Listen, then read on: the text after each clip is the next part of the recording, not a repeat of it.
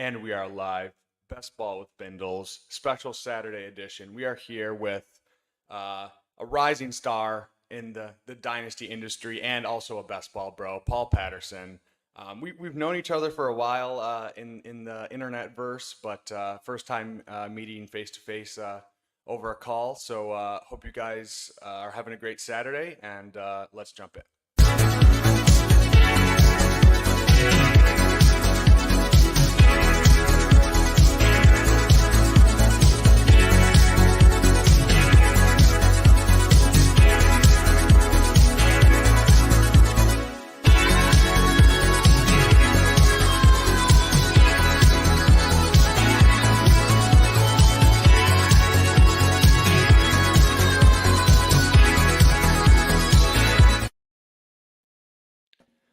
GM, everyone. We got Jeff in here. We got King of Kings. We got Tom Strachan. We got Emo Cowboy. We got Al Paul. Paul, how's your day going so far?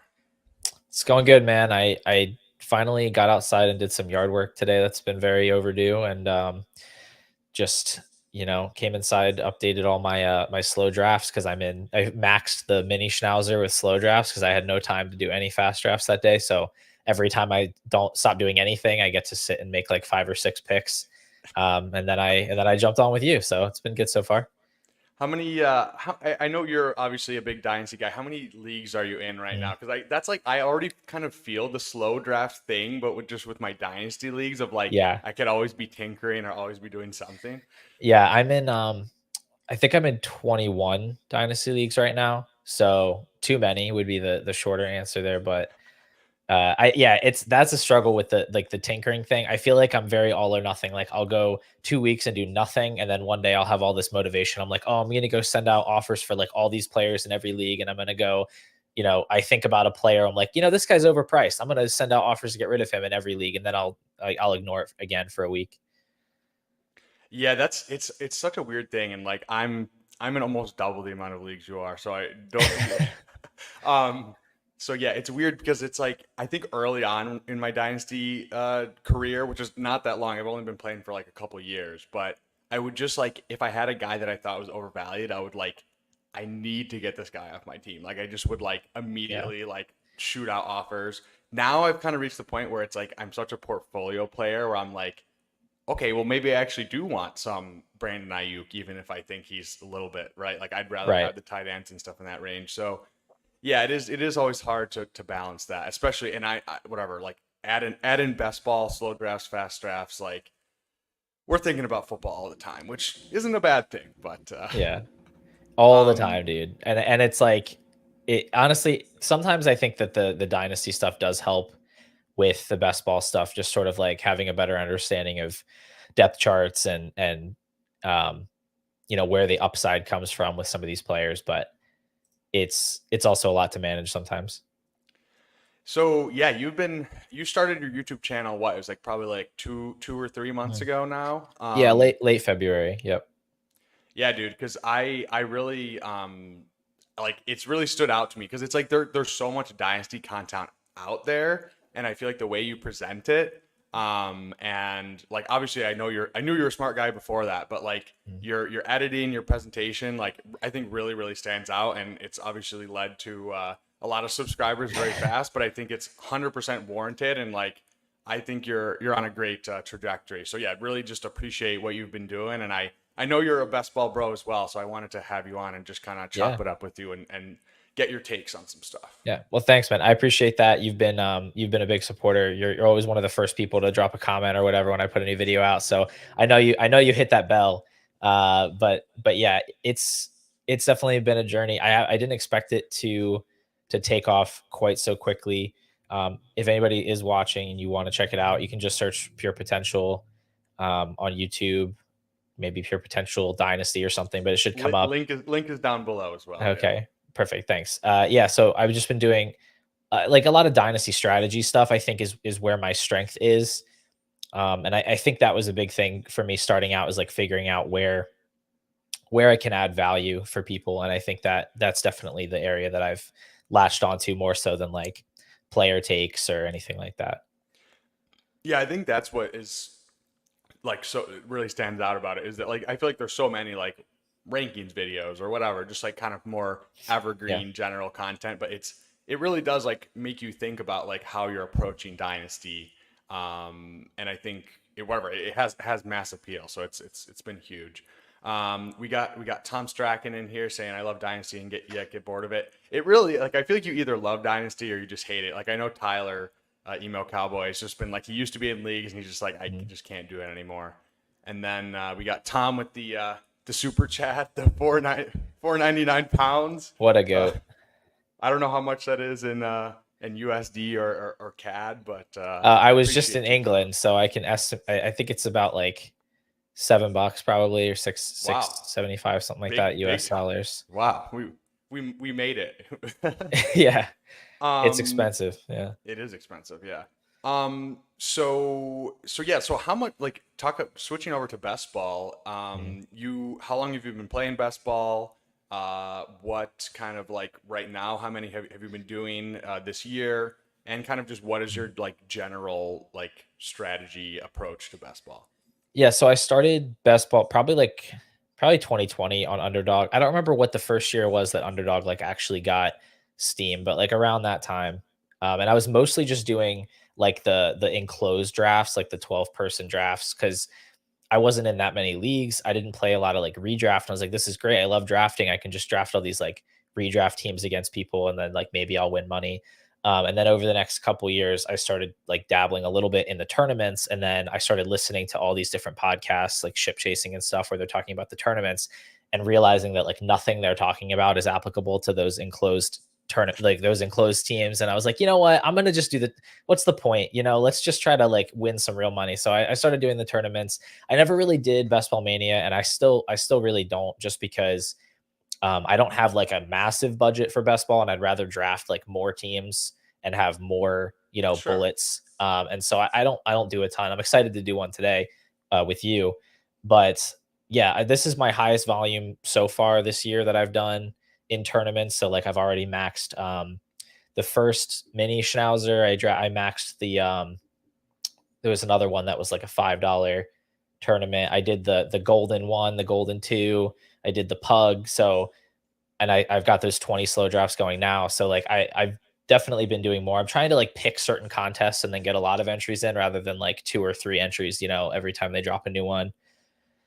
Um, I just Yeah. like that a little bit better. And so basically, I'm applying a lot of the big structural things. Like I do a lot of zero RB. I really like the elite tight ends, and that stuff feels like in our circles now like pretty standard. Sure. Um, and I'm almost jumping on like I'm kind of jumping on Jacob's Jacob Sanderson's bandwagon of like, maybe we need to bring back player takes in best ball, because like all of the edges are starting to get kind of exploited, outside of that area. So been trying to be a little bit more convicted on certain players. I've maybe gotten a little over my skis on a few. Like I think I have like 35% Josh Downs in my portfolio right now. So trying to be more conscious of my exposures and how I'm building each team.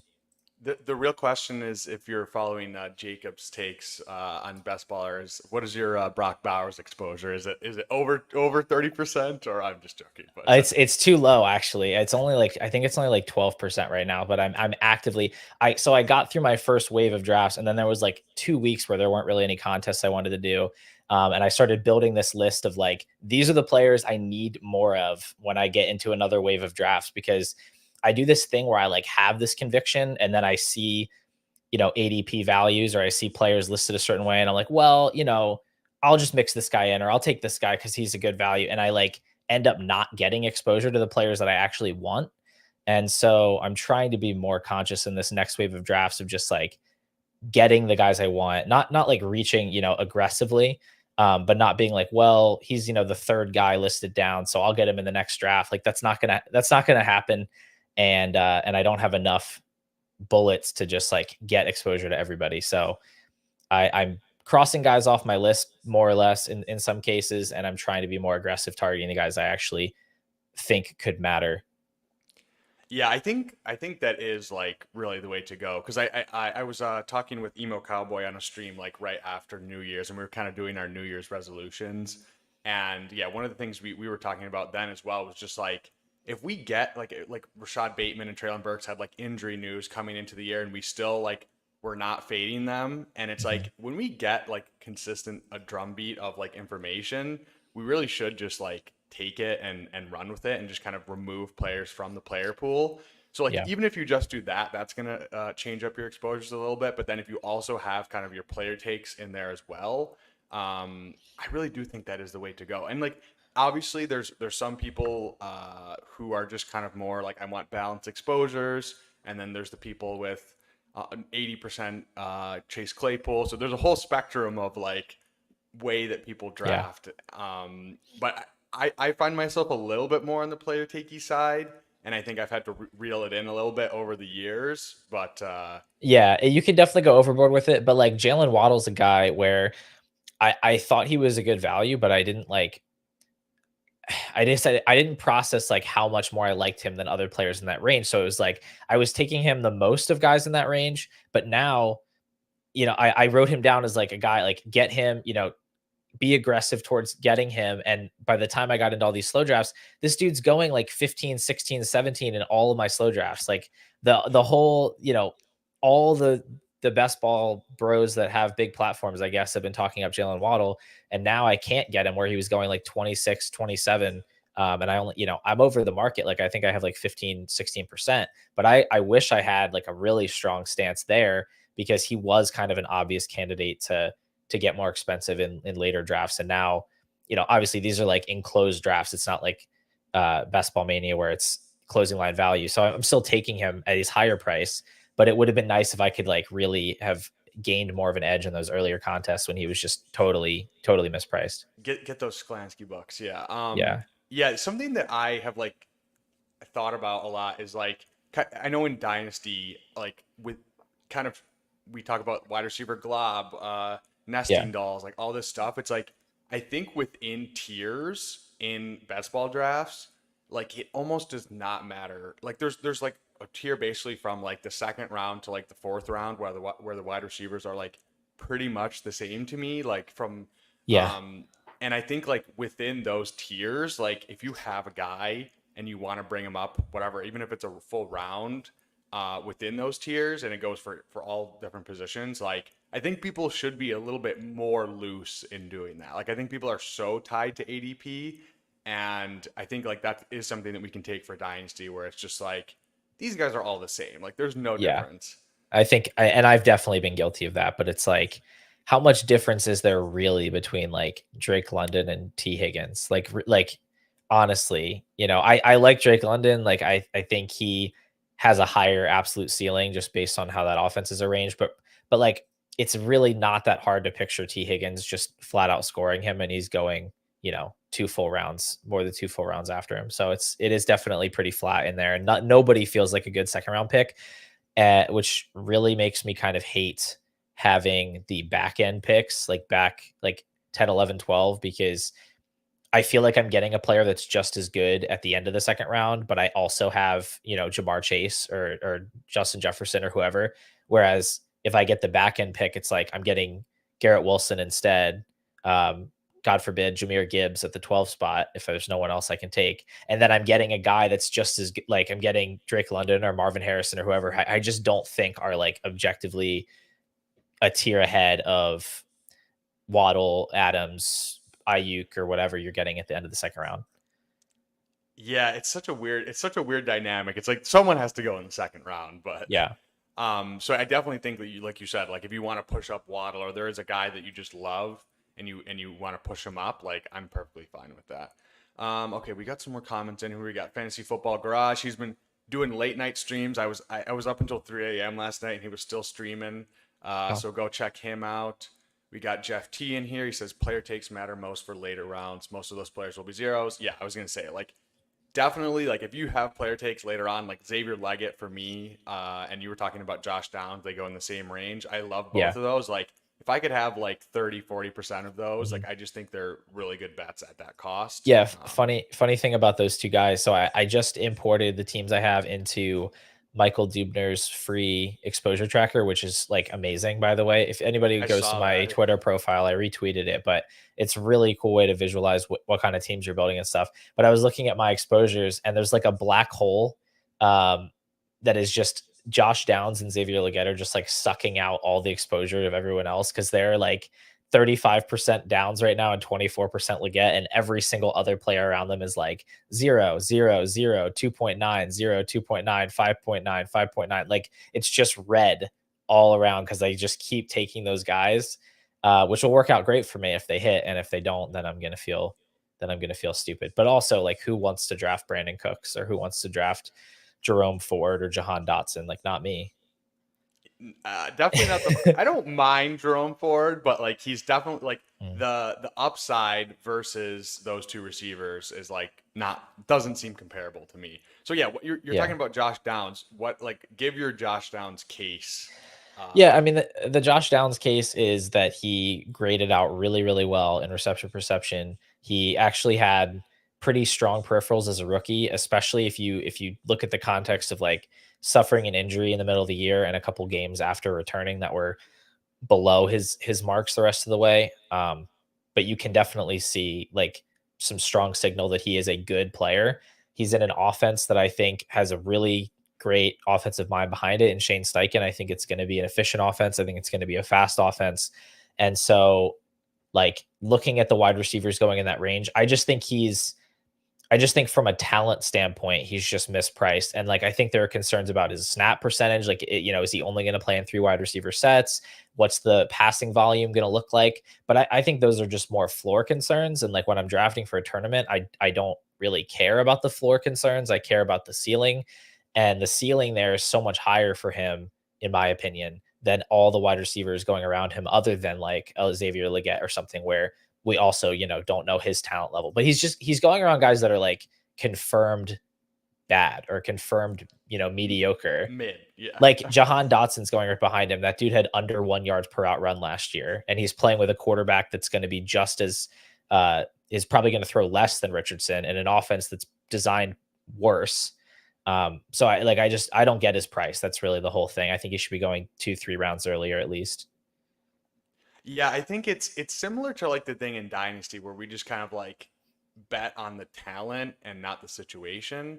It's Yeah. kind of the similar thing in best ball, right? It's like if I can draft a guy who I know is good, which I think the the case you made for Downs is like he was injured, but like when he wasn't injured, his numbers were pretty solid for a rookie. So I think like Bowers is another Mhm. one where it's just like if he hits like and based on his college profile like it's absolutely insane Yeah. and it's just it's asymmetrical upside, right? Whereas Jahan Dotson, it's like okay, maybe he can outperform his ADP by like a couple rounds, right? Like maybe he's a pick 100 guy versus a pick Yeah. 130 guy, He but feels like a small win type of guy though. exactly. Yeah. Um, all right. So why don't we hop in here if you guys want to jump in with us? I don't know how quick it'll go. So Yep. We're usually ready there's here. about a 10-second delay. So we should yeah. So I think we should be good if we wanna hop in. All right, let's do it. It's my first Best Ball Mania entry of the year. I'm a fake best ball bro. I mean, what you're saying about contest selection, I think is very, very sharp because it's just like what like if you're only gonna do like I think I did 50 BBMs last year, which is like probably okay enough volume, right? But Yeah. if you're gonna do like only a couple, it's like you're The odds are just so like yeah, they're so low. ridiculously low. It's just yeah. I'd rather just have a legit chance to win, a couple $1,000s when week 16 comes around as opposed to like having my 3 bullets all gone, before the playoffs even start. It's just that's where I'm at. I would love if I had the bankroll to max BBM, if my YouTube channel keeps blowing up and next year, I've got 60,000 subscribers. Maybe then I can afford. But as at the moment, I'm a high school English teacher who makes YouTube videos on the side. So like I don't really have the max BBM budget. Yeah, I mean that is the good thing about Underdog, especially this year. Like they're just rolling out the smaller contests, and it's like Mm. that's fine, right? Like you don't have to draft BBM. There's a million different contest for Yeah. whatever your budget is, for whatever how you want to draft and allocate everything, which I think has been really nice because it's like that is something they have really addressed. So Yeah. And you know, you can apply the majority of all the same strategies across the contests in terms of like the structural stuff. And you know, you don't have to get too much into like the closing line value stuff. So there's a little less galaxy braining that you have to do with the other contests, but you still get to do all your week 17 correlations. I've got all the games memorized. I promise. Like I'm locked in. I'm locked in. It's crazy because when the schedule first dropped, someone did flashcards, so I like did it on stream, and I was like just constantly doing it, Yeah. so I feel like I was locked in. And like Yeah. now, since it's been a couple weeks, I'm like I actually have to like pull it up again. I got to get those flashcards back out and go back to school. So Oh, dude, I'm set. I got it set. As soon as we pick a guy, I'll go star all the correlations. I got it. yeah, there's so many different like tools and stuff too now where Mm. like draft caddies and stuff like that. But it's like I don't know. I don't for some reason I think it like slows down my like mental processing just having so much information on the screen. I'd rather just like memorize the week 17 and maybe week 16 if I can get to that point, Mm. and then just kind of I like drafting off ADP as well. Like I don't like using ranks. But although that might help with the thing we were talking about of like these are my guys and then just removing people from the Right. player pool. So I have the leg up ranks in here. Nice. They're probably like a week and a half old at this point. I should probably update them. But I'll just keep it sorted by ADP for now. I'm really glad we're at the 2 spot though, and not in the back half. Like I said, I really prefer getting somebody from Lamb, Hill, Chase, Jefferson. Those are the guys that I want, basically. I occasionally will take CMC if I'm at 101, but I don't really like my teams every time I draft him. Like every time it's like, oh, you know what? Maybe today I'll try CMC. And then I'm like, nope, this team sucks. I hate it. Yeah, it's just the builds don't feel You as know what? good Who do with you CMC. like here? Because like in a vacuum, Jefferson would be my favorite pick here, but I'm fine with Chase or I mean, Hill. let's go Jefferson. Especially because I literally just was finishing saying like I don't like how my builds turn out when I take CMC. So, and I mean, whatever the downside risk for CMC is pretty huge, and it's like I don't think any of these top Yeah. up to Amon Ra, like I just don't think the downside risk is there at all. Like barring just injury, but yeah, I'm definitely down for Jefferson. You could make the case for him all the way up to like 101, I think. So. Yeah, yeah. I mean, I definitely see the CMC case, and I think it's like fine.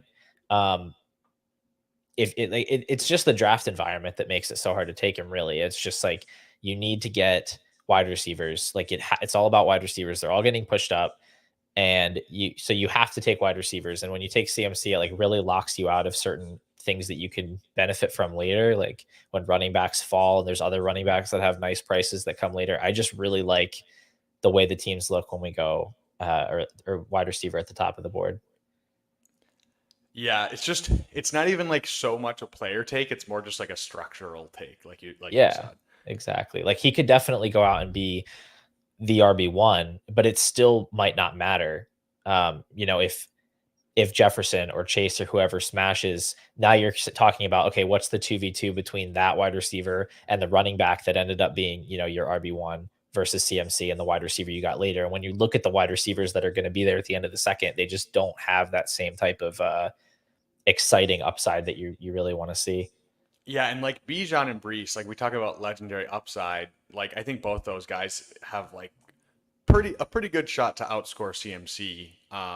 Just Oh yeah. given their talent and given their situation. Brees, like obviously insanely talented, and we saw it last year at the end of the year. I don't know. I'm a little bit scared. Like the Jets, it seems pretty crazy to me that like 2 players are going in the top like 13 picks, just given the fact that like it seems very fragile. It's like either they're gonna like make it to the Super Bowl or like Aaron Rodgers is gonna get hurt again and they're gonna be like pretty mid. But I Yeah. guess the talent we're talking about drafting for talent, so it's like I Mhm. get it. I think it's also when you look at the rest of the pieces on that team, like it's going to be so consolidated around these 2 guys. I think is the idea. Maybe they can't both pay off the price, but I think you're taking a bet on either one being like just totally sucking up the entire offense because Mike Williams isn't good anymore and Malachi Corley is a screen merchant, and like who else do they have? Yeah, Alan Lazard. It's not Yeah. great. We got Star Kindler in here. We got Thaddeus in here. Yeah, we got all the homies are in here. Sorry, I just cut you off. What's going on? No, I don't think you didn't cut me off, but I was going to ask you because I have all these slow drafts that are kind of going like roughly the same speed. So I was on yesterday, I was on the clock at the 2-3 turn like 20 times. And I don't know who to take there when Waddle is gone. Like I had to stop myself from taking Malik Neighbors in like every draft. And yeah, I don't know. I don't like Kyron. Like I just don't like his price. I don't like Cup. Who I don't like Evans either. Like who are you usually taking in that If back all end? those guys are gone, Well, it's a no, very I good mean I question. like Waddle was a guy that I was like hoping would be there more often, and then he's not. Um, I'm Sometimes really I take into Neighbors. yeah, I'm really into Nico Debo just for the spike weeks, and then I don't I'm coming around a little bit on Kyron. It's just I think I think he does have kind of asymmetrical upside. It's like he has a lot of downside, but if I'm especially in like a BBM where it's like I'm just expecting to like throw away this money anyways, I do Yeah. think like he could just be the same guy he was last year. And like Dynasty, I'm not into him, but I will take my shots on Kyron if those other guys are there. I definitely prefer HN over him for the single game stuff. Um, and I'm trying to think. Yeah, Devonta Smith has moved up like 12 A lot. picks. Yeah. But yeah, Neighbors, Debo, and then I'll if those guys are gone, I'll definitely dip into the Kyron thing because I do think he'll move up as well, like in a BBM where I think he will move back up as we get closer to August. So Yeah, probably will if once he's healthy again, assuming that he looks good and everything. I also don't like Barkley. I feel like I yeah, get boxed into him sometimes because he keeps falling like into the third round. yeah. If you're a streamer and you take Barkley, the chat will come after you. Just letting you know. So Oh, okay, if he you went. He went. He went. We're safe. okay, good. We don't have to deal with the Yeah. wrath of the chat. Yeah, I think I ended up taking him on a stream with Oh, there McNeil. goes Waddle. Yeah, shit. Okay. So we're gonna be up in one pick. I mean, I'm down for Debo or Achan. Yeah, I knew Debo was gonna go. Do we want to go Achan and see what receiver comes back to us, or do we want So to? I like Neighbors a decent bit better than the rest of the wide receivers here. I Okay, feel let's go like neighbors then I'd and like see to what go looks Neighbors, like. and then if Achan comes back, I definitely would take him. Okay, let's do that. Yeah. All right. But yeah, I really like. Yeah, I don't know. I love the upside with Neighbors. I love the Week 17 matchup with Neighbors. I like. I just think he should not be a full round cheaper than Marvin Harrison, in my opinion. 100%. Oh, It's just people got scared. Okay. there we go with Achan. So Oh, I I'm not super into Evans. no, neither am I. I'm not super into any of these guys though. More DK, Diggs. Like I don't love any of them. I'm fine with yeah DK or you said you don't like Kyron, so let's go DK. All right, let's give it a shot. And let me go ahead and get our correlations in here. So we've got all our Vikings and our Packers. No, I'm not going to start Jacobs because I'm not going to take him or Dobbs. You can't I'm make definitely me. not taking Jacobs or Dobbs. You know what? I was actually talking with D Plout about the Packers last night, and it's just like it's weird. Like I was talking to him like I always end up taking the cheaper option. So like Wicks and Musgrave and like I don't find myself taking a lot of Jaden Reed. Just I don't know, just because I'm usually taking tight ends in that range. But it's like it's weird because it's like I don't want zero of Jaden Reed and I don't want Christian Watson too. It's like he sometimes gets pushed up in wide receiver heavy rooms, but it's like I kind of want all of them, but just Yeah. based on that there are later options, I don't end up taking the ones early, and it's like that's probably wrong. So I ended up with a lot of Jaden Reed in my first wave of drafts because I kept taking Jefferson, and then it was like the Week 17 Sure. correlation with Reed. And I kept missing on all those tight ends. Like they kept going before I would be up on the clock and get Reed. So I have a decent bag of Jaden Reed, but I honestly don't feel that strongly about him compared to the other bets. So I don't really want to be overweight on him. Do you mind showing the board really quick? Oh yeah. Okay, so we are at a 3 wide receiver start. Jefferson, Malik Neighbors, and DK Metcalf. Yeah, DK Metcalf, I feel a little bit better about him given the fact that they brought in Ryan Grubbs, and I just think their OC last year was pretty terrible. So just hope, and it is best ball, right? So like we just need a couple huge spike weeks, and Yeah. if you flip over the cards in week 17, and it's DK against the Bears, I think whatever that could be pretty good for you. But yeah, it's like this Yeah. is kind of a weird range where it's just like none of these guys feel great once Achan and Waddle go. So I'll take my shots, but it doesn't feel great. Yeah. I've been having trouble trying to figure out how to mix things up between DK, DJ Moore, Diggs, Devonta, like trying to figure out because I just don't feel that strongly about any of them over the other. So I'm trying to think through like, which teams do I want to build around? And that doesn't really help either because like Eagle stacks are super hard to even do at all. And there's not really a lot of Cowboys guys that I want later. Like I don't really like Jake Ferguson. I don't really want all my season to come down to like one of those running backs having a big game in week 17. So like I don't really want to stack Eagles. I like Seahawks and Bears, but again, I don't know like which side of it I'd rather have. So it's been tricky. I've been trying to just sort of evenly split between all those guys. Yeah, the Bears is a weird one because it's like I just it's like I kind of want to be fading Keenan Allen, but then he also just could come back out and just put up another like pretty crazy season again. It's like I don't think he's bad at all. He hasn't fallen off a cliff from a talent perspective. It just he was injured at the end of the year. So let's see what else we got going on here. Yeah. I'm just going to make a prediction right now that Mark Andrews isn't going to last to our pick because I think his ADP is fake. He keeps going like 42, 43 in all my slow drafts. Like I think everybody watched that one Pete Overzet video about elite tight ends and then just decided that they were going to just start taking them higher. Yeah, the elite tight end discourse the last like day or so has been absolutely wild on What Twitter. did I tell you? What did I tell you? Right here. 39th 39. overall. I mean, he shouldn't be going where his ADP is. Like it's just not. It's just wrong. Like why is Laporte? I mean, I understand why Laporte is going up, probably because people want to stack up with CMC or Ayuk or Debo. But it's like, give me Andrews straight up to outscore Laporta, right? Like I think give me Andrews to outscore all the rest of the tight ends. Maybe No, I agree with McBride, you that. can make the argument, but I do agree with that. And honestly, I don't even think it is the matchup because Laporta's ADP was higher in the pre-draft contest. Like, if anything, he's actually fallen a bit. And I've seen him going in going at like 38, pick 38, pick 39 pretty frequently. So I think it was just people excited about how he ended the season for the sure. most part. But yeah, Andrews, I think, should be the tight end one, or at least they should all be very like closely grouped. I just started taking him at like 39 or 40 because I was just not going to get boxed out entirely from him because I do feel pretty strongly. So I'm not waiting for the ADP values on him anymore.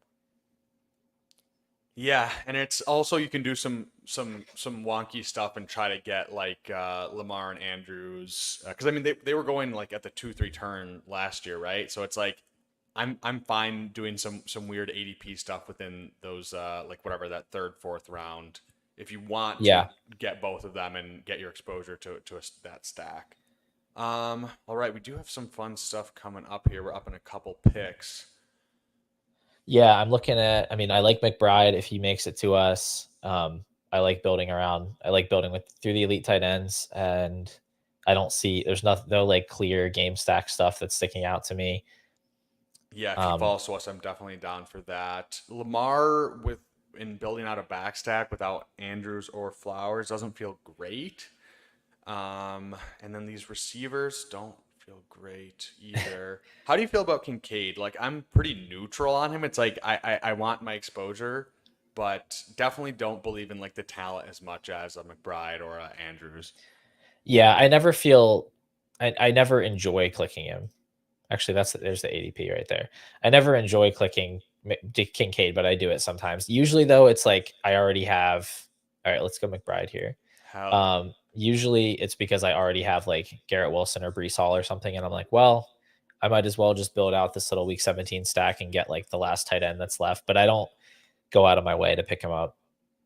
Yeah, he fell to me. I did a Josh Allen team, and he fell all the way to 59, which like there I feel perfectly fine doing that. But it's like not with Josh Allen, and if I it's basically only in stacks that I like really am prioritizing him, or if he falls like 5 or 6 picks.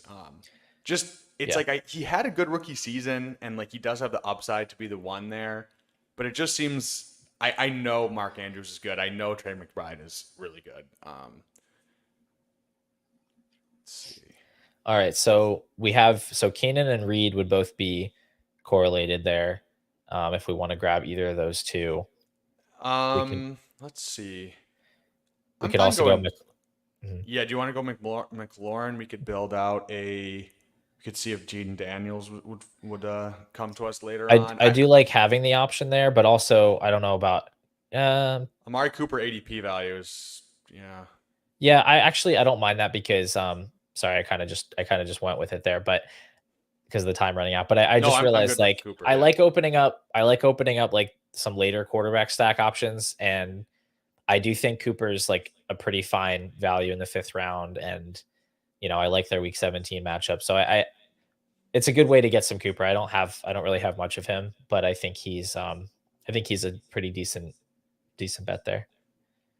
Yeah, I agree. I mean, like he kind of gives you the combination of like the just like projectable volume, like whatever. Like in Dynasty, it's like 15 points per game every single year, and then he does have the huge spike week potential as we saw last year in week 16. So I think he's a pretty like he's not a sexy pick, but I think he's like a good pick in that range, especially if he falls to like whatever. That's 8 picks or 7 picks of ADP, so that feels pretty good.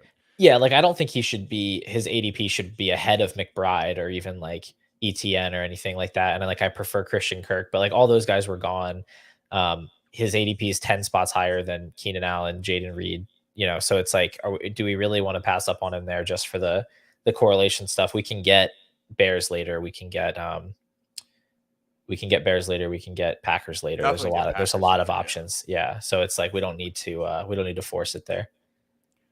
So yeah, we have a lot of late quarterback options, and that's always nice. It's always like that's like such a weird thing where it's like I almost instinctually, without even thinking about it, like lean to guys that have backdoor stacking quarterbacks. Yeah, no, I Um, do too. Opens us so up for a little Mostert or Jalen Wright action later, potentially. yeah, Mostert is like it's weird because I'm also in on Achan, but it's like Mostert seems like he should be going higher just based on like he's Yeah, gonna get workload and it's on that offense and he just no, he scored should 20 be. touchdowns. Yeah, I think people are properly like trying to backweight the projection and like think more about what's going to be happening later on. And I think that there's a non-zero chance that he gets phased out or he gets hurt or whatever. But at his price, I mean, that's all baked in. What are your I wanted to ask you, what are your like Eagles like macro thoughts this year in terms of like not necessarily just in best ball, but just like in Mhm. general at being an Eagles fan and being tapped in? Um, I mean, honestly, I think that we'll probably see a mix, something between the season. What season was it? 2022 season and the 2023 season. Like 2022 was just the efficiency was just unreal and unsustainable. And I think Shane Steichen took the magic with him, to go to Indianapolis. And then last year, especially the back half of the season, total lack of creativity. I think part of that was Jalen Hurts dealing with the knee issue and not being as capable of running some of the RPO stuff, some of the scrambling, and that was kind of making the offense one dimensional. But also just the play calling and the play design was egregiously bad. Like in the whole Buccaneers playoff game, we were getting blitzed constantly and there were no answers. Like we just had everybody running 4 verticals. It felt like on every play, and just Hurts was getting sacked. Like it was so frustrating to watch. I think that Kellen Moore is going to bring, some base level of competence to the offense where, you have such talented players in the offense that just it's hard to imagine it looking as bad as it did last year. So I think, I think AJ Brown is good where he's going. I think Devonta is probably a little bit overpriced, like in a vacuum, but in this wide receiver economy, I think he's capable of the spike weeks, and he does have some contingent upside. If Absolutely. AJ Brown happens to be out in the fantasy playoffs, like Smith is going to absolutely smash. Um, the one guy that I just don't really think is interesting is, well, Barkley. I think is overpriced again. That's mostly due to the economy. I don't think it would be surprising if he actually did have like 20 touchdowns, but I just don't think it's likely enough, and I don't like him enough compared to the other running backs that have like similar archetypes like Pacheco and ETN that I really want to take him that high. They go like But 2 rounds yeah, later. Yeah. yeah, exactly. That's the major thing. It's not that he can't be a good pick. It's just that I don't have conviction about him strongly like compared to those other guys. But yeah, I mean, I think it should be a pretty fantasy friendly situation. Yeah, I mean, the coaching was so bad last year, and you said the injury with Hurts and just like weird variants as well. Like I do think they're in for a bounce back, and I'm into all yeah, like Barkley. Barkley's just so hard for me to take. Like even when he falls, like it's just not a comfy click at all. Yeah, and one thing for him that's always been part of his appeal is the pass catching, and it's just like not there for the Eagles offense. And I just don't think I think that's a Hurts thing, and I just don't think it's really going to change no matter who they bring in.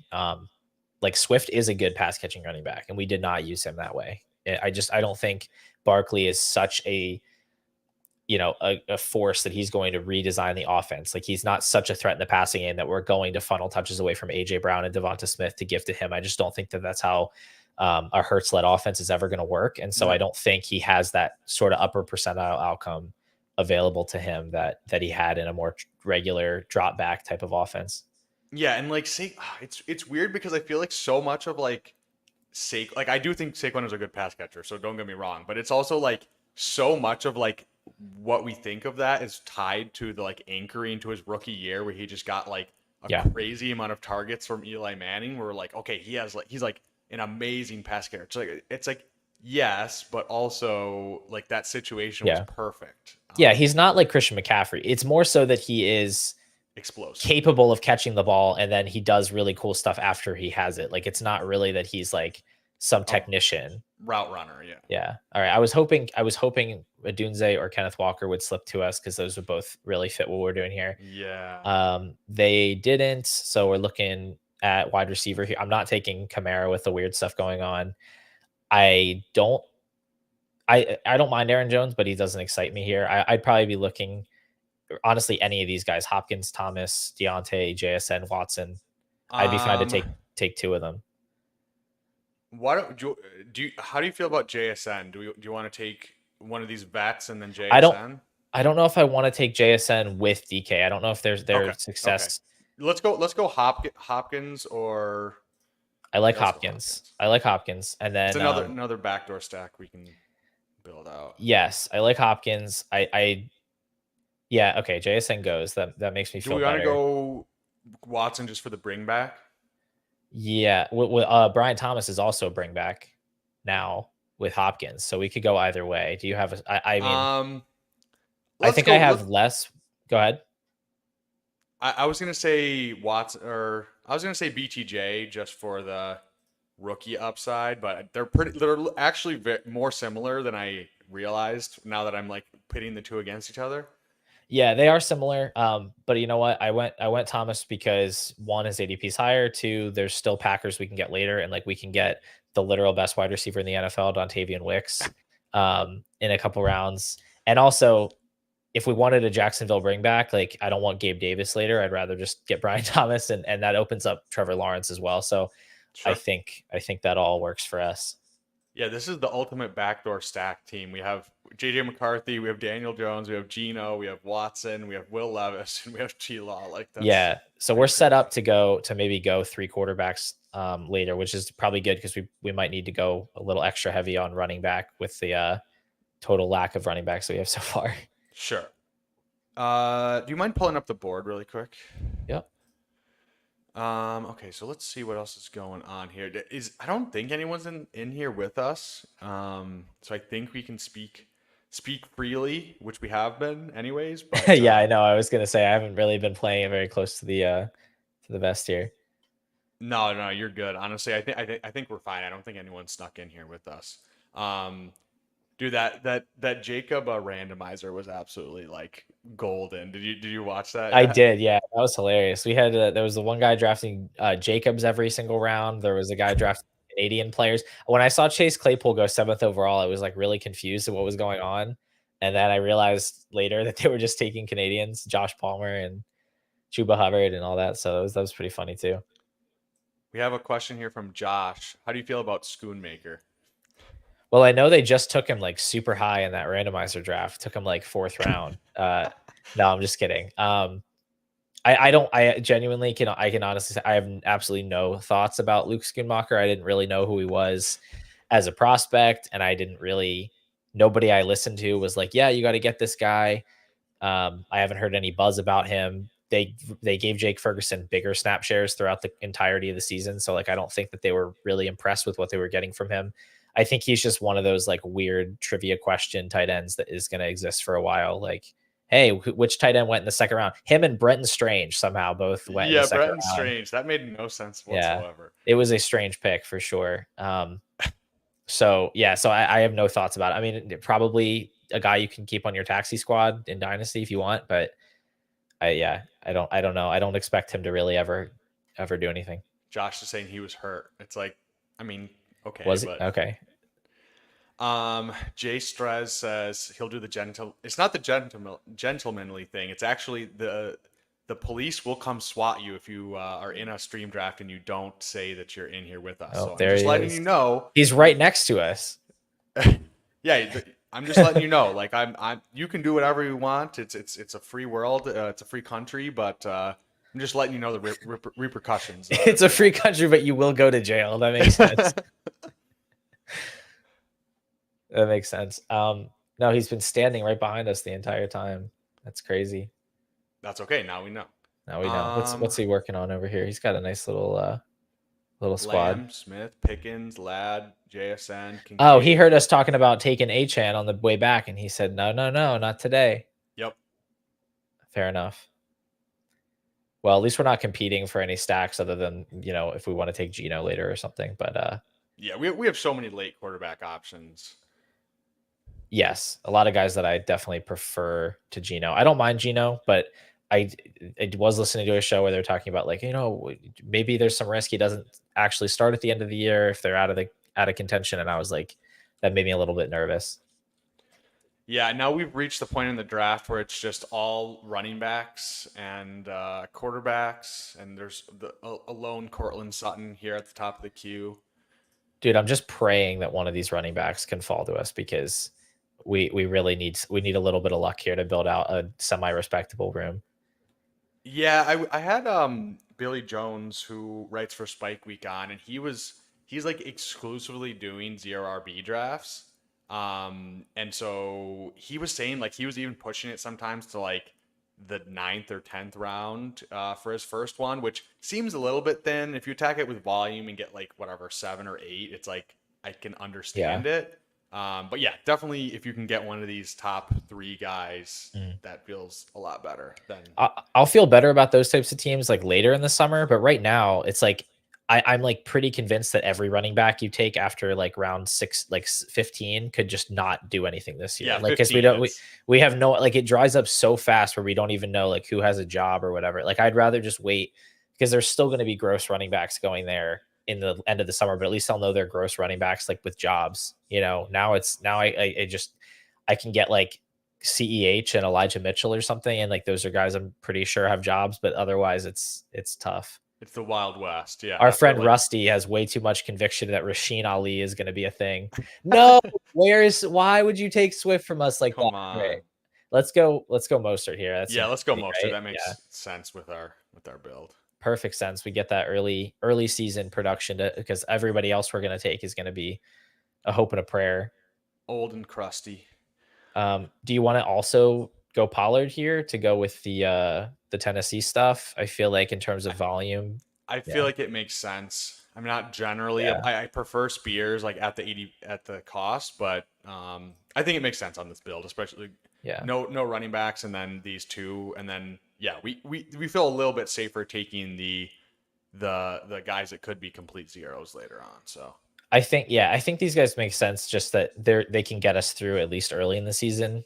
At the very least, like if we already had another like an anchor running back, I would say like let's grab Benson or something. But it's like he's not going to do anything early, and we still do need to advance the team to actually care about the playoff week. So I think it's a good compromise there. Where Pollard could, I mean, he could hold off Spears, and he could be the guy that's still getting the majority of the work late in the season. Or Spears could get hurt. The dude doesn't even have ACLs. Like he could he could get hurt, and then Pollard's the guy. So I think I just want to be betting on that offense, and I think Pollard's the best bet to get that work early in the year. yeah, and they're both correlated as well. So like that is a slight thing we can makes us sleep better at night with that as Yeah. well. All right, you wanna run through the squad really quick while I have a second? Yeah, for sure. We're rocking nobody at quarterback, and then we got Raheem Mostert and Tony Pollard at running back, Justin Jefferson, Malik Neighbors, DK Metcalf, Amari Cooper, DeAndre Hopkins, Brian Thomas, and Trey McBride at tight end. I like it. I'm a fan. I think we And can land this plane. yeah, we have so many quarterback options too. It's like that is the nice part about we were talking about earlier, like taking guys where it's like, okay, I have the backdoor stack. And yeah, I mean, quarterback will probably go three, depending on who falls to us. Wide receiver, obviously very strong. Those two running backs, solid enough, and we can take some upside shots and contingent bets later on. And then McBride, we can definitely go two, obviously with a guy we think we can finish as the tight end one.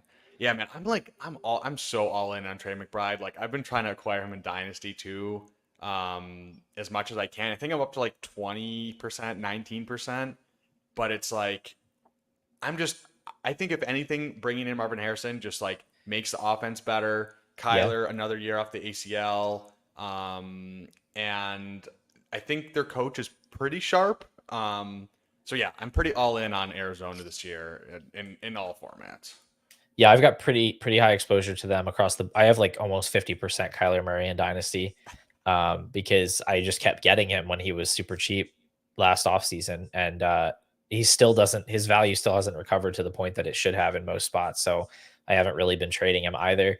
I didn't get any Marvin Harrison in rookie drafts, unfortunately, because I only had one 102 pick, and Marv went 101 in that draft. So Jesus Christ. so I took another Caleb, which like I was fine with, but I have a lot of neighbors because I was getting him at like 4 or 5 in a lot of drafts. So no Marv. I have a lot of McBride, although I did make one of my worst trades last year in hindsight. I saw that I traded McBride and Chase Brown for Luke Musgrave and something that was not nearly enough of a something to justify the pain that I feel after having made that. It was prior to the season. So like McBride was, I mean, he was kind of an afterthought. He was going like last round in best Yeah, ball.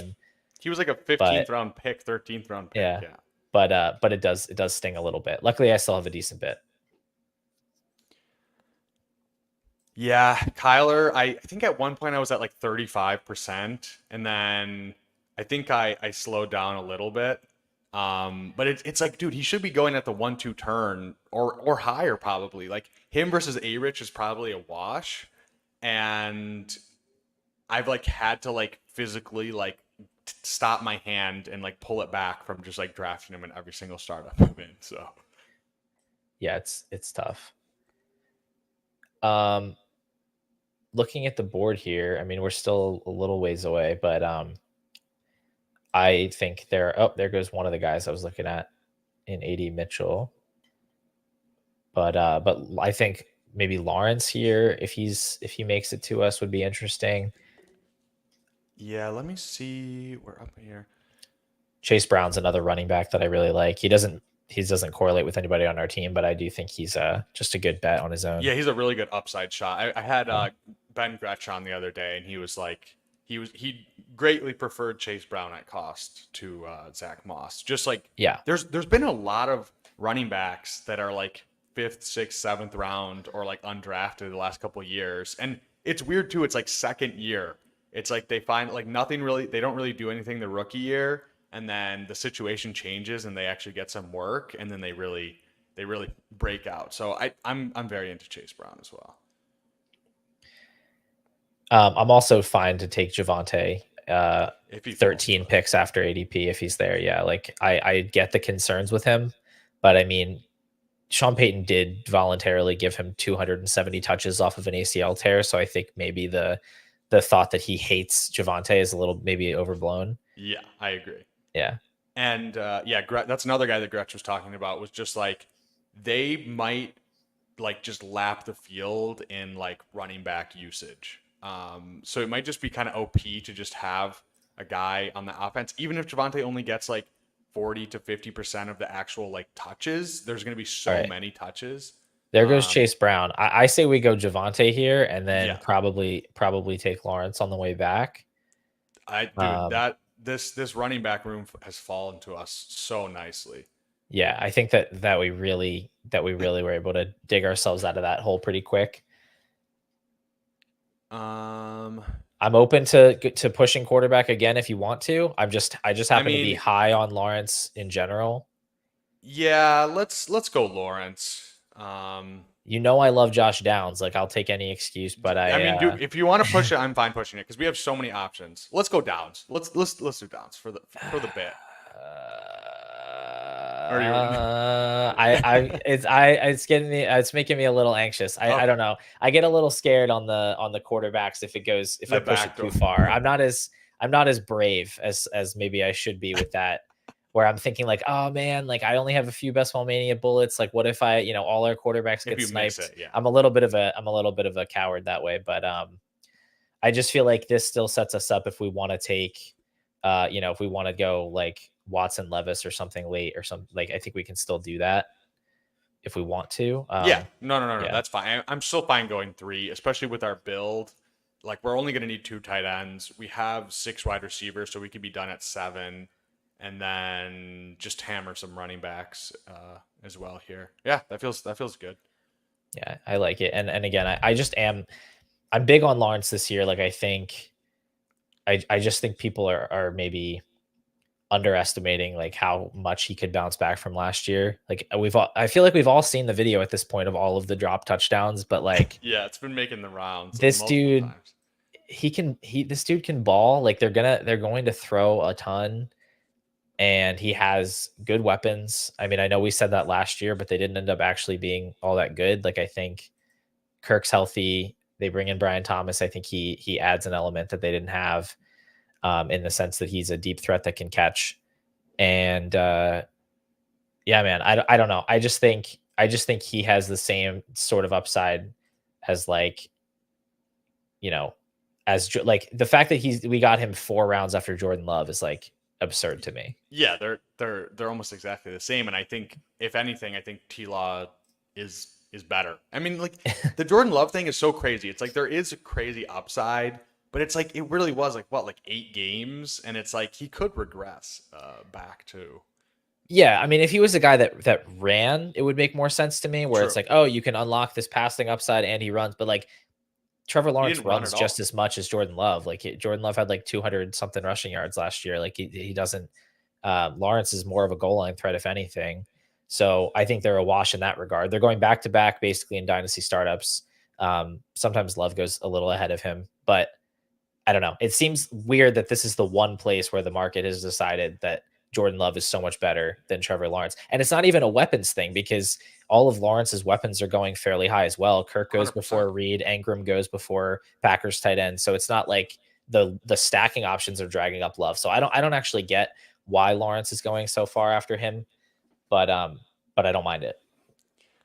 Yeah, I mean, I just took Lawrence in a startup at like 3.5, and I think him and Dak are both falling to like the mid third a lot of the time in startups, and like that seems just flat out wrong. And like, I've been really liking to take like a Jefferson, a Chase, or a Lamb in the first round, and then you can still get like two top 12-ish quarterbacks in the second and third round, which feels really solid. What was I gonna For say? sure. Oh, we got PPR Tyler in here. I made it. no longer a balcony streamer. I might do one. Might do one tomorrow, and I might do one Monday on the balcony. We'll see what's going on. My girlfriend is still studying, but it's earlier in the day, so she's chilling a little bit right now. So we got the bedroom for one day. Chase Brown steam is coming, so yeah, I agree. Like the steam is coming, I think. And Tyler Emo Cowboy saying where balcony. He really switched up. Yeah, guys, come on. It's been like 3 streams on the balcony, and now this is what you're expecting. Come on. It was pretty terrible too. Honestly, the last one, it was really windy, so like my screen was shaking like this for like half the video. So yeah. Listen, man, you got to understand that what the people want is what the people want. Like, you don't get to decide. You are at the whims of the consumer now. Like, if they want balcony streams, you are a balcony streamer at this point. Like, they hold all the power. It is hot best ball summer, so at least it's nice out. I can get a tan while I'm streaming, which is plus EV, I heard. And then it would actually make sense to wear those sunglasses, you know, if you're outside. Yeah. So true. Yeah. Yeah, I think it was actually sunny that last stream I did because it was like earlier on, and I was like, wow, yeah, this is the first time where the sunglasses are actually being used for being sunglasses. Yeah. Looking here, there are some guys I like. I think they're all gonna go, but this is the Leggett zone. This is the Marshawn Lloyd makes sense with our Jefferson pick. Yeah. It's a little early to go tight end too, but I do like Freiermuth in a vacuum. I like Jalen Polk. I like Jermaine. My guys I'm standing in this range are definitely Leggett, Lloyd, and Polk. So if we could get 2 of those 3, I would feel very solid. That was terrifying. I accidentally starred QJ for a second. That's nightmare power of Christ fuel. compels you. The power of Christ compels you. Polk just went. He's been rising for sure. Yep. I think there's all the streamers and podcasters, everyone have been talking him up. So yeah, I mean, he's still a good value at this price, but I do miss the 155 ADP days. Oh, that was so nice. Yeah. Ty Chandler, I definitely don't prefer him over these other options, but he's fine if he falls. Jermaine Burton, also interesting. We've seen the wide receiver 3. Oh, there goes Burton. Okay, let's just lock in Leggett here for sure. I don't care that he's not correlated or whatever. I just think he's objectively mispriced there. Oh brother, I agree. Back up, do you want to go Marshawn Lloyd? Yeah, let's go Lloyd. 4. All right. We could also go Musgrave if you want to do tight end, but I don't. I say we push it. We push it. Let's push it. Trey McBride's the tight end 1 this year. Who needs a tight end 2? Exactly. All right. We have a Xavier Leggett clip, so let's ride. Hold on, man. I woke up ready, man. I got a call right after I got dressed. They was coming to pick me up at 9:30 in the morning. I told them I'm gonna be ready.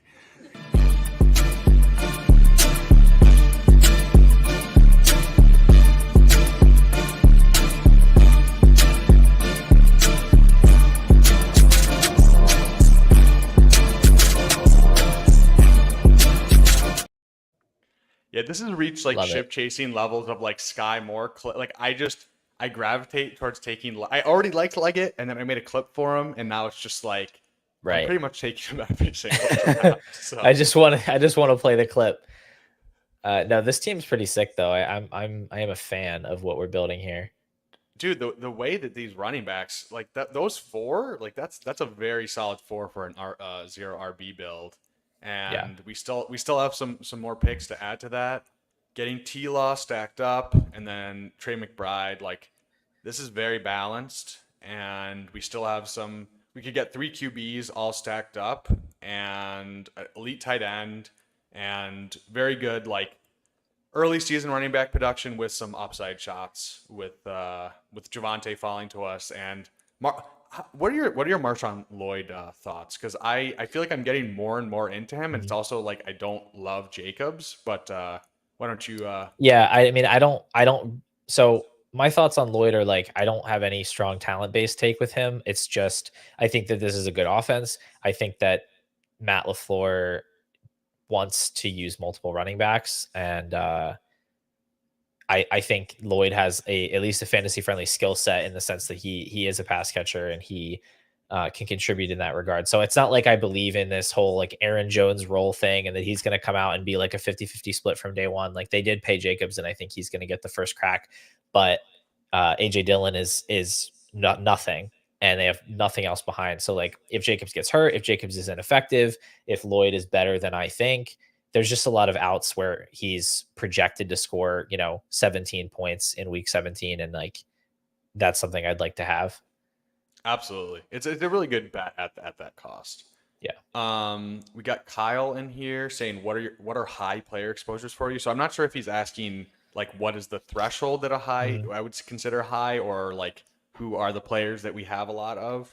I can answer both. I can answer why both. don't you answer both? So for me, I mean, high, anything over like 20%, I would consider to be high.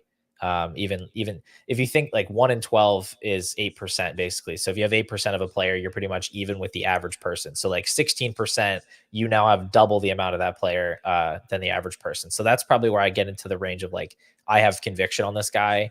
20% is pretty high. 30% is like, okay, buddy, like you need to calm down. Unless it's Xavier Leggett, unless it's Xavier Leggett. Yeah. So like I have like, I think Josh Downs is the only guy I have over 30% of, but I have over 20% of Leggett, Jermaine Burton, Brian Robinson, Chase Brown, Trey Benson. So those are guys that like I feel strongly about. Rashee Rice. Yeah, Rashee. I think I was on a slow draft stream with Gretsch the other day, and I was like, I think Rashee Rice might be just like the skeleton key. Like you're getting this guy who is going at the 2-3 turn, all the way at like pick 80, 85 sometimes. It's just like I get it, but it's like especially in like a BBM where it's just like you're probably going to lose your money, and you're going to probably lose your money in the smaller tournaments as well. But it's like he could just absolutely supercharge your team at that cost. So yeah, I've been trying to acquire him in Dynasty as well. See, this is why I just take my quarterbacks. Like, what is this? Okay, so Deshaun Watson, he goes, it takes him ahead of ADP to put him on a team with Jalen Hurts and Kyler Murray ahead of him. Like, what are we doing here? Yeah. Without a single Brown, by the way, without a single Brown on his team.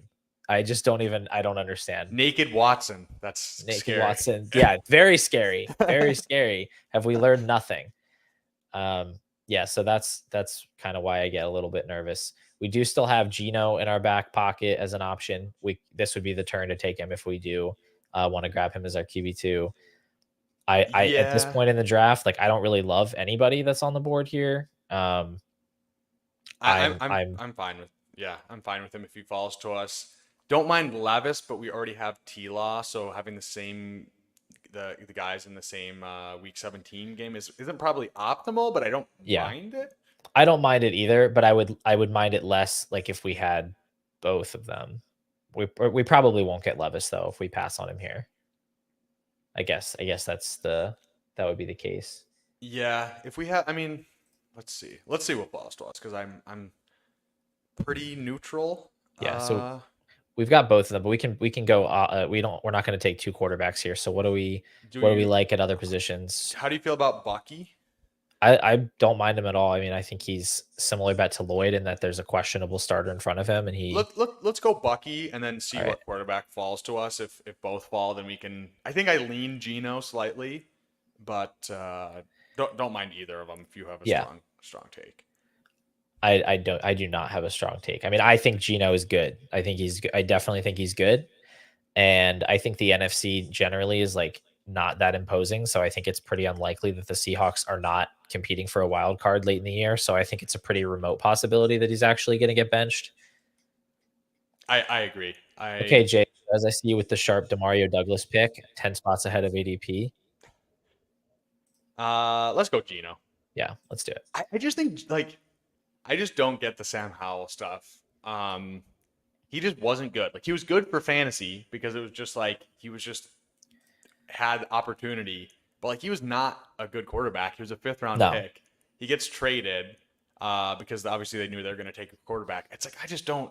It's like almost like an Eagles situation where the Eagles always they traded for Kenny Pickett, right? Like they always try to get a backup just to have a backup, like a better than average backup. And it's kind of like in Dynasty where you're just like taking a guy and just you'll be able to get profit later on when someone goes down or anything like that. So yeah, I still think Gino's good. He was injured last year, kind of weird year, new offensive coordinator. If JSN is what people thought he was, combined with DK and Lockett, I think he definitely has better offensive coordinator and good weapons. So yeah, I'm very into Gino. Yeah, I like him. For what it's worth, the Ridley drafter has 2 quarterbacks already. And the teams in front of us with 1 quarterback only don't have any Titans. So Levis could come all the way back to us. Potentially, he only has to fall 10 spots, but we'll see. Yeah, we'll see, because we have reached the point where like a lot of people already have their quarterback rooms locked up, so that would be pretty solid. We do have 5 running backs, and this is weird running 0 RB running back room run. It's like I probably feel okay going 6, depending on what falls to us. We still need a tight end, and we have an out for a tight end there, which would be nice. Yeah. Yeah, Fant Levis would be a nice turn, but there's other guys here that are good too. It keeps going back to the rankings sorting. I keep trying to put it on ADP. Oh, you're fine. You're fine. Yeah. We got Caleb in here. I did a stream with him earlier this week, so go check out his channel. He's doing a bunch of Dynasty content. He says keep grinding. New intro. Yeah, the new intro slaps. I'm not gonna lie. I switched up the intro, and I'm liking it a lot. We got David in here, and we got PPR Tyler saying, yeah, everyone go smash that like button. If you're not already subscribed, 70% of my viewers are not subscribed, so go hit that sub button if you want to. If I do some impromptu streams, so if you want to turn on that bell to let you know when I'm going live, there might be some random late night streams and stuff. So on the balcony, that's what I hear. On the balcony, yeah. My girlfriend will be sleeping, and I'll just sneak off to the balcony and just do a. We need a sunset stream on the balcony. Yeah, I was doing it the opposite direction. So I think both of my streams were sunset streams, but it was just you couldn't see it. So we'll see. I have a good like webcam, or like a decent webcam, but for some reason it does not do well with like bright light and like natural light. So I think I need to upgrade, and then maybe I'll be able to do that. So. Yeah, some of them have like this webcam. It looks way worse than I record my videos on my iPhone, and like the video, I think the camera has like a weird white balance thing where it's like trying to artificially like brighten things up, but it just like washes me out. 100%. Yeah, this is like, I don't like during the day. I usually just use my like computer webcam. It's a little dark, but I need to figure that out. Let's see. Yeah. Oh man. Any other running backs you like in this range? I see you have Khalil Herbert starred. I'm very into him. Any other guys? I like Herbert, and he also correlates with our Geno stack. So he's a guy that I'm a fan of. I've definitely been clicking him a lot. He's risen though, because he was going in the 180s. He was going late for my last round of drafts. I don't mind Chuba if I am in a situation where like I need early season production, but we're not really in that spot. And Braylon Allen's a guy that I hear has been getting some steam. I don't think I've drafted him a single time in post NFL draft stuff. I have some like irresponsibly high Braylon Allen picks in pre NFL draft stuff, but sure, I'm open to getting back on board with him. Yeah, he seemed like if he's the RB2 for the Jets, like that's a very good cost, right? If with a first round Brees. So yeah, I think he's perfectly solid in this range, especially if he moves up. Like, definitely prefer Herbert to him, but I like Brandon Allen. Roshan also correlates with our Chicago thing. There goes our Fant pick is gone, unfortunately. We've still got the Jonnu out. We've still got Chig. Either of those will work. Do they have the same bye week as him though? Why am I not seeing? Oh, bye week 5. That's not our team. 11. Okay. Neither of them have a week 11 bye. Paul, are we only in the one best ball dynasty league together? I'm trying to remember if we are in another one.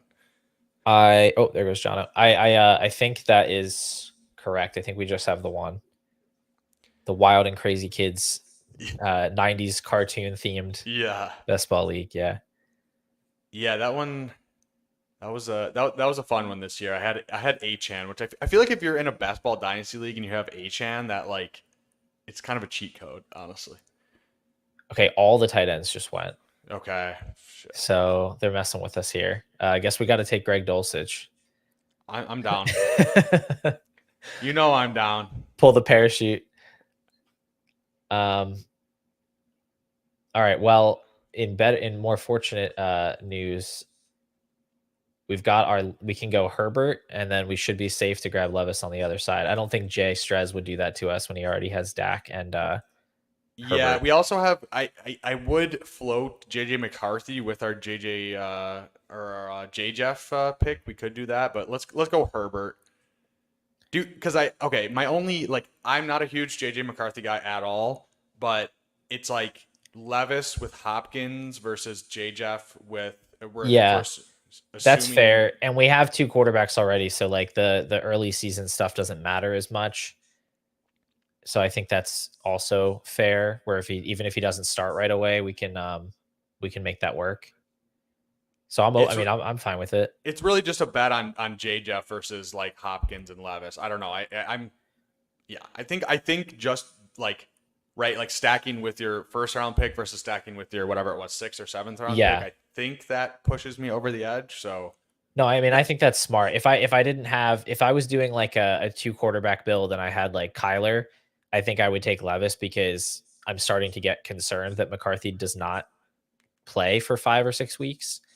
But on this team, like Lawrence and Gino should be plenty to keep us going, and they both have late bye weeks. So I'm totally cool taking the swing, and I think McCarthy. You're also not stacking 2 quarterbacks on the same side of a game, so that's kind of nice too. 100%.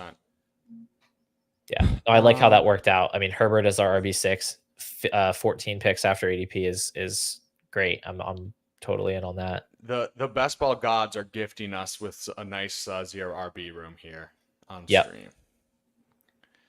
So we're gonna end up with 3, 6, 7, 2, and we're gonna just go over to the tight end tab because these dudes don't matter anymore.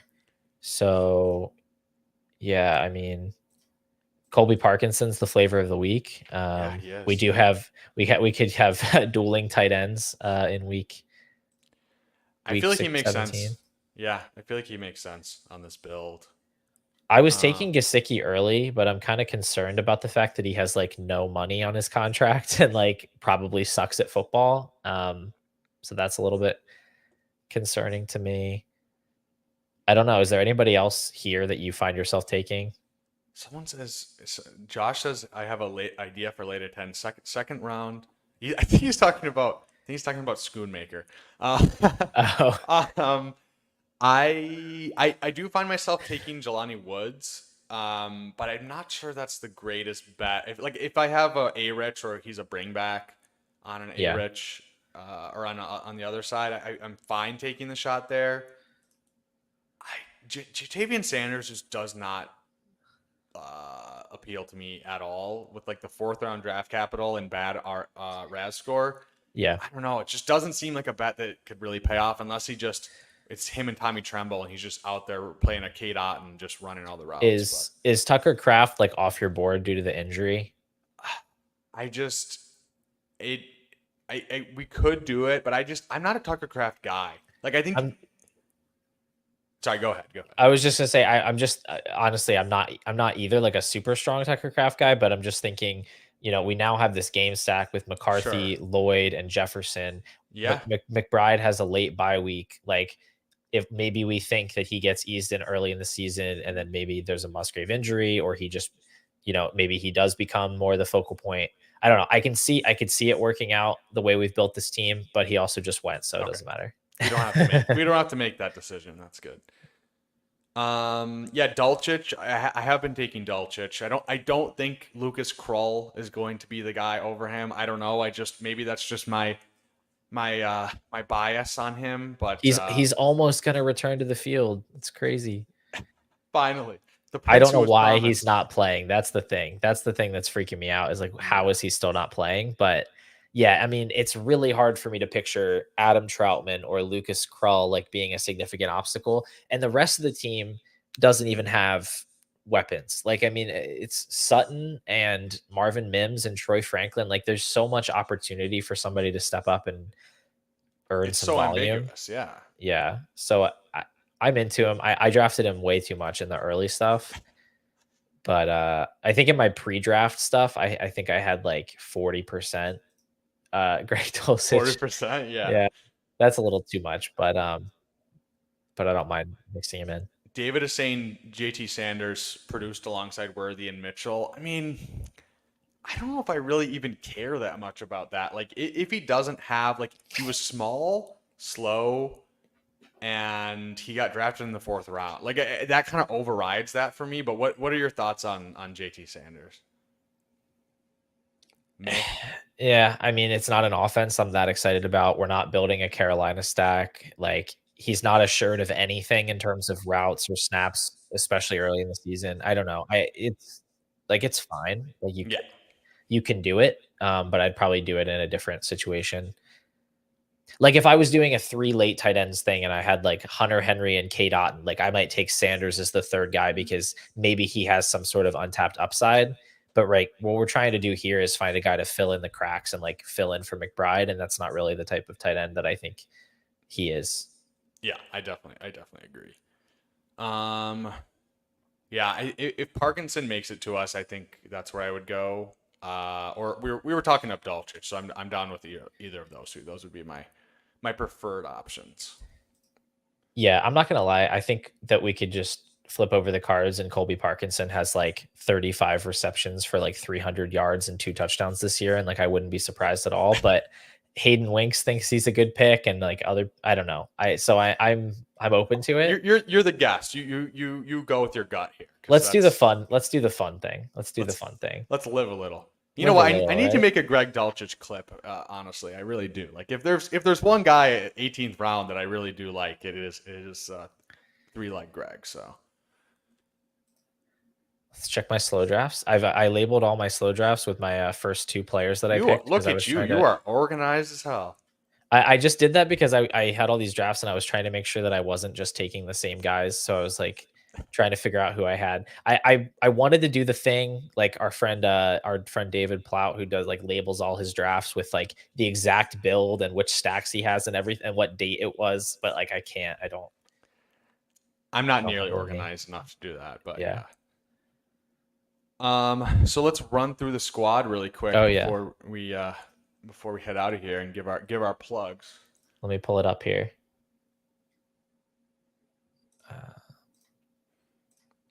Dude, the Nick Foles jersey in the back is absolutely beautiful. Thank you. I love Nick Foles. I will always appreciate what he did for us. So we've got here Trevor Lawrence, Geno Smith, and JJ McCarthy at quarterback, Raheem Mostert, Tony Pollard, Javonte Williams, Marshawn Lloyd, Bucky Irving, Khalil Herbert at running back. Pretty solid 0 RB room there, I think. Then we got Justin Jefferson, Malik Neighbors, DK Metcalf, Amari Cooper, DeAndre Hopkins, Brian Thomas, and Xavier Legette at wide receiver, and Trey McBride and Greg Dulcich at tight end. Dude, I really like this build. Like, 3 stacked quarterbacks, the 0 RB room with the early season guys falling to us, and some upside shot rookies and Khalil Herbert as well. Obviously, very strong wide receiver room, and then Trey McBeast and 3-leg Greg. Like, is there a sexier tight end room than that? Like, let's be honest. Absolutely not. All right, Paul. Well, thank you so much for hopping on with me, man. Yeah, like I said before, like, really been appreciating your stuff. If you guys haven't already follow Paul on Twitter and go check out Pure Potential. The link is down below. He's been pumping out the Dynasty content, so go give him a follow and a sub. And any closing words for us before we get out of here? Appreciate having me on, man. I definitely think that we navigated that draft well, so it was a good time.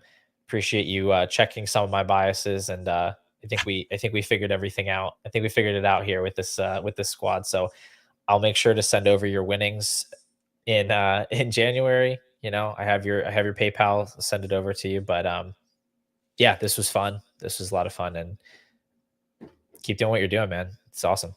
Thanks, bro. Yeah, no, appreciate you hopping on, and glad we finally got to virtually meet after years of being in the same discords and whatever. So nice to meet you, For man. sure. All right, everyone. Well, I will see you guys on. I might do a impromptu drafter stream either tonight or tomorrow night if I'm feeling a little frisky. So turn that notification bell on if I do that. But otherwise, I will be on at 5 p.m. Monday with Neil Orfield over on his channel. And I hope you guys have a great weekend. I hope the weather is nice by you and you can get outside and touch some grass. All right, everyone. Have a good one.